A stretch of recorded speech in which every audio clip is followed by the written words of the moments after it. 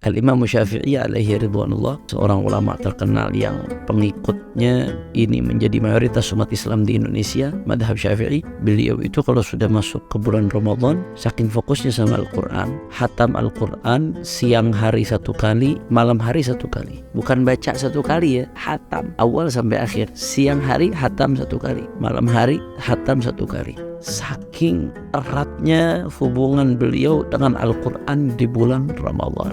Allah Ta'ala ungkapkan rahasianya dalam Al-Quran, Inna anzalnahu fi Lailatul Qadar. Ternyata Allah turunkan Al-Quran di malam Lailatul Qadar. Lailatul Qadar menjadi malam yang paling mulia karena sebab Al-Quran. Waktu, tempat, sosok berkaitan dengan Al-Quran menjadi mulia. Maka sejauh apa hubunganmu dengan Al-Quran, sejauh itu pula Allah akan memuliakanmu.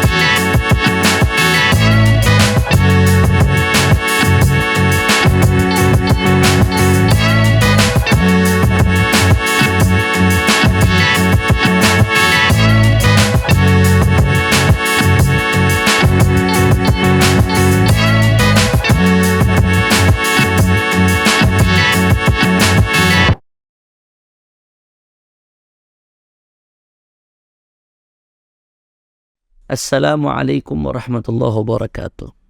Ahibba'il kiram, alhamdulillah wassalatu wassalamu ala rasulillah wa ala alihi wa sahbihi wa man walah, amma ba'd. Sahabat keren cadas channel Refli Harun dimanapun anda berada, mudah-mudahan selalu dalam limpahan keberkahan dari Allah subhanahu wa ta'ala di bulan suci Ramadan ini. Ahibba'il kiram, bulan suci Ramadan adalah bulannya Al-Quran. Orang-orang saleh terdahulu kalau sudah masuk ke bulan suci Ramadan, mereka jadikan bulan ini betul-betul momentum untuk memperbaiki hubungannya dengan Al-Quran. La ilaha illallah. Al-Imam Syafi'i alaihi ridwanullah, seorang ulama terkenal yang pengikutnya ini menjadi mayoritas umat Islam di Indonesia, madhab Syafi'i. Beliau itu kalau sudah masuk ke bulan Ramadan, saking fokusnya sama Al-Quran, hatam Al-Quran siang hari 1 kali, malam hari 1 kali. Bukan baca 1 kali ya, hatam awal sampai akhir. Siang hari hatam 1 kali, malam hari hatam 1 kali. Saking eratnya hubungan beliau dengan Al-Quran di bulan Ramadan. Dan orang-orang soleh itu mereka sadar betul, siapapun yang dekat dengan Al-Quran, yang berkaitan dengan Al-Quran, yang berhubungan dengan Al-Quran, akan dimuliakan oleh Allah subhanahu wa ta'ala. Tempat, waktu, sosok, kalau berkaitan dengan Al-Quran pasti Allah muliakan. Saya kasih contoh tempat dulu. Tempat ini gak bernyawa, tempat ini benda mati, tempat ini gak bisa berkata-kata, gak bisa bergerak. Tapi kalau berhubungan dengan Al-Quran, Allah muliakan. Di dalam hadis Rasulullah SAW bersabda, Al-baytul ladzi quri'a fihi al-Quran yatara'a li ahli as-sama' kama tatara'a an-nujum li ahli al-ard. Kata Nabi SAW, rumah yang dibacakan di dalamnya Al-Quran, rumah tersebut akan nampak. Rumah tersebut akan nampak terang benderang bagi penduduk langit, sebagaimana penduduk bumi terang benderang melihat bintang. Artinya kita di bumi nggak ada yang nggak ngelihat bintang.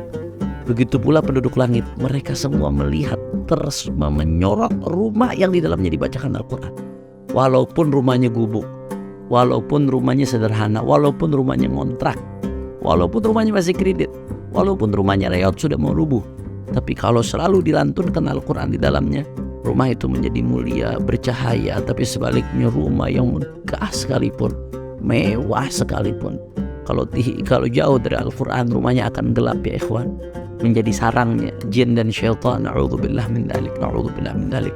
Bayangkan rumah tempat benda mati begitu berkaitan dengan Al-Quran, langsung dimuliakan oleh Allah Subhanahu wa ta'ala. La ilaha illallah. Mekah Madinah, tempat yang mulia. Mudah-mudahan semua yang nonton bisa ke Mekah, bisa ke Madinah insyaallah. Bisa umrah, haji dan ziarah Nabi Muhammad SAW. Ada banyak penyebab kemuliaan Mekah dan Madinah. Di antara sekian banyak sebabnya adalah keduanya adalah mahabatul wahyi. Keduanya ini menjadi tempat termulia di atas muka bumi karena keduanya adalah tempat turunnya wahyu. Langkah demi langkah, jengkal demi jengkal tanah di Mekah dan Madinah menjadi saksi turunnya Al-Quran.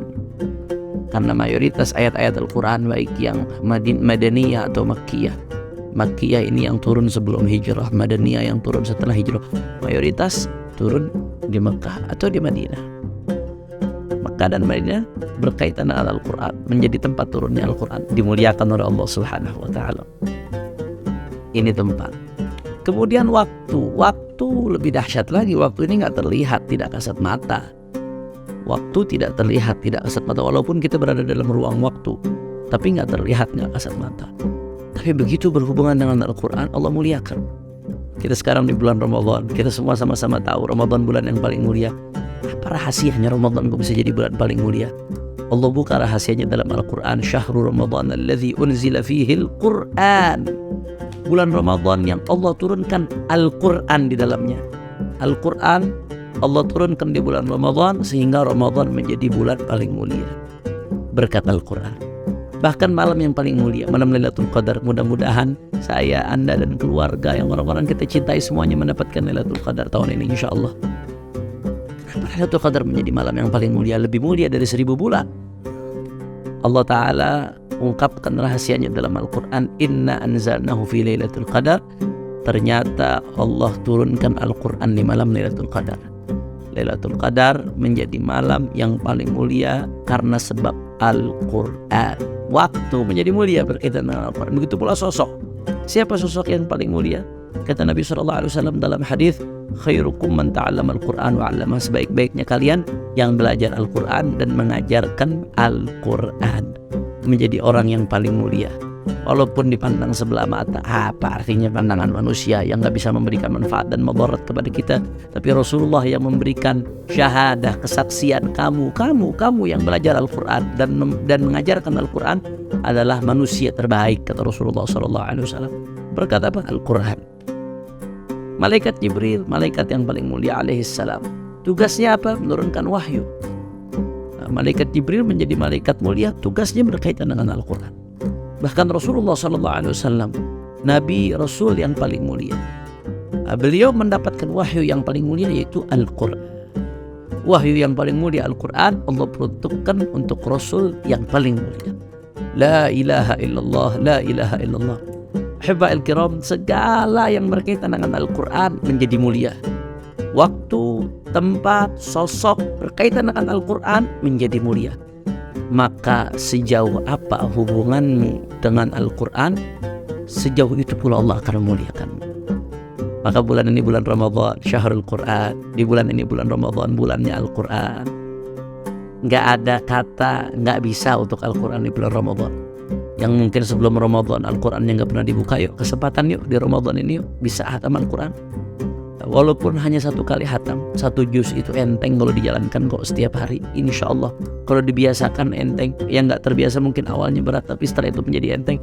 Asal mau membagi waktu, asal mau melawan hawa nafsu. Ayo sama-sama kita muliakan diri kita, keluarga kita, lingkungan kita dengan Al-Quran. Di bulan Al-Quran ini mudah-mudahan sebagaimana sabda Nabi, Iqra'ul Quran fa innahu ya'ti yawmal qiyamah syafi'an li ashabihi. Baca Al-Quran, Al-Quran akan datang di hari kiamat memberi syafaat untuk orang-orang yang membacanya. Mudah-mudahan kita dapat syafaat Al-Quran, dan mudah-mudahan Allah izinkan kita untuk bisa menikmati ayat-ayat Al-Quran di bulan Ramadan ini sekian dari kami, sampai bertemu lagi di program Buka Mata selanjutnya. Ja'alanallahu wa iyyakum min ahlil Qur'an. Allahumma rahamna bil Qur'an waj'alhu lana imama wa nura wa huda wa rahmah. Allahumma dhakkirna minhu ma unsina wa 'allimna minhu ma jahilna warzuqna tilawatahu ana al-laili wa atraf an-nahar waj'alhu lana hujjatan ya rabbal alamin. Wassalamu alaikum warahmatullahi wabarakatuh.